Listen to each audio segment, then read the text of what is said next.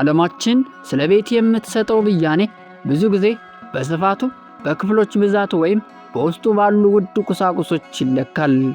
ነገር ግን የአንድ ቤተሰብ እውነተኛ ጥንካሬ በሚኖርበት ሕንፃ ውበት ሳይሆን በውስጡ ባለው ፍቅርና በአባላቱ እርስ በርስ በሚከፍሉት ያልተቆጠበ መስዋዕትነትን የሚለካ መሆኑን ስንቶቻችን እንረዳለን? አስቡት፣ 12 ልጆች ያሉበት ትልቅ ቤተሰብ በአንድ ጀንበር ከነበሩበት ሰፊ ሕይወት ተነቅለው በጣም ጠባብ በሆነ ቤትና በተጣበቡ ባለ 2 ፎቅ አልጋዎች ውስጥ እንዲኖሩ ሲደረግ ምን የሚፈጠር ይመስላችኋል? የመጀመሪያው እይታ የልጆች ቁጣ፣ የቅሬታ ማዕበልና የቤተሰብ መበተን አደጋ ቢመስልስ? ከጀርባው ግን ከማንኛውም ሀብት በላይ የሆነ የሰማይ የሚያክል የአባትነት ፍቅርና ልብን የሚነካ የጀግንነት ታሪክ የተሸሸገ ነበር።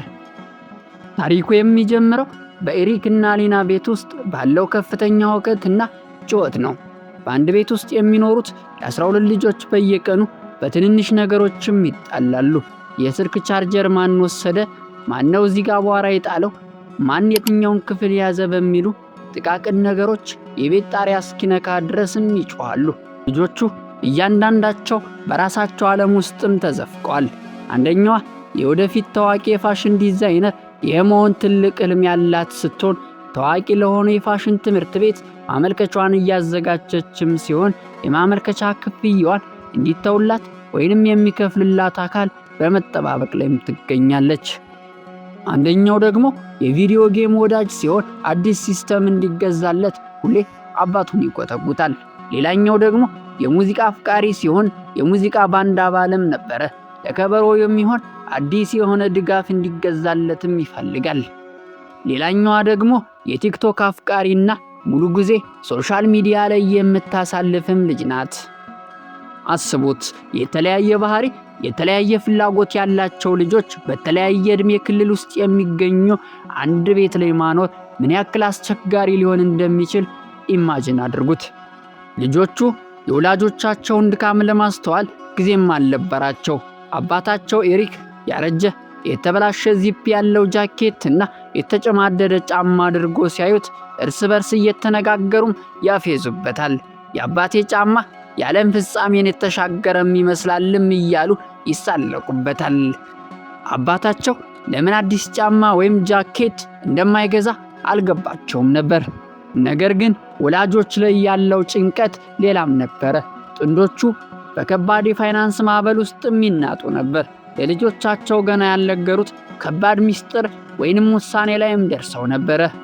ወላጆችም ልጆቹን አንድ ቀን ሰብስበው አንድ ነገርም ተናገሩ። እየተዘዋወርን ነው የሚል ነበር።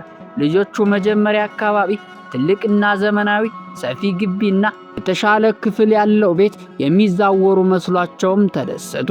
ነገር ግን አዲሱ ቤት ሲደርሱ ያዩትን ነገር ሙሉ በሙሉ አስደነገጣቸው።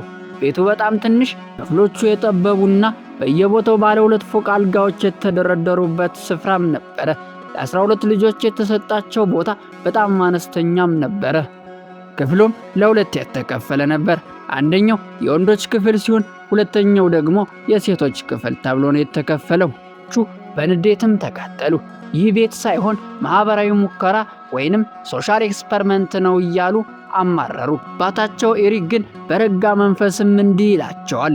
ሕይወት ለቤተሰብ አነስተኛ ቁሳቁስ ስትሰጥ ቤተሰቡ እርስ በርስ ብዙ በመሰጣጠት ይተርፋልም ይላቸዋል።